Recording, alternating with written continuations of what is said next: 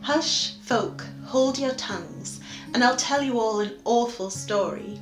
Hush, folk, hold your tongues, and I'll tell you about the worm. One Sunday morn, young Lambton went fishing in a weir. He caught a fish upon his hook he thought looked very queer. And what a kind of fish it was, young Lambton couldn't tell, and he couldn't be bothered to carry it home, so he threw it down a well. Hush, folk, hold your tongues, and I'll tell you all an awful story. Hush, folk, hold your tongues, and I'll tell you about the worm. Now Lambton felt inclined to go and fight in foreign wars. He joined a troop of knights that cared for neither wounds nor scars, and off he went to foreign lands, and strange things him there befell, and he very soon forgot about the queer worm in the well. Hush, folk, hold your tongues, and I'll tell you all an awful story. Hush, folk, hold your tongues, and I'll tell you about the worm. Now the worm got fat, and grew and grew, and grew to an awful size.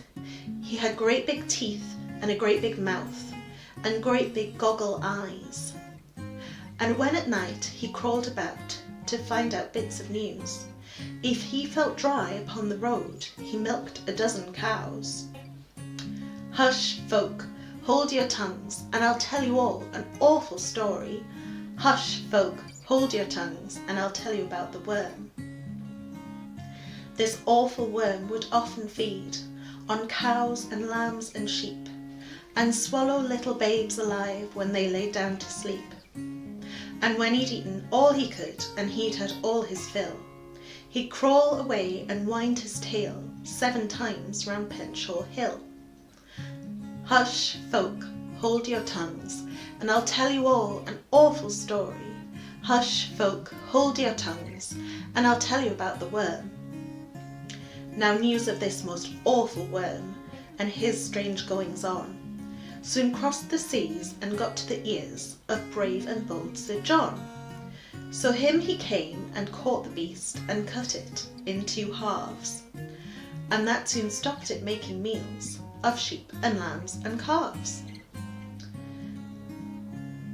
Hush, folk, hold your tongues, and I'll tell you all an awful story. Hush, folk, hold your tongues, and I'll tell you about the worm. So let's have one to brave Sir John, who saved the babes from harm, saved cows and calves by making halves of the famous Lambton Worm.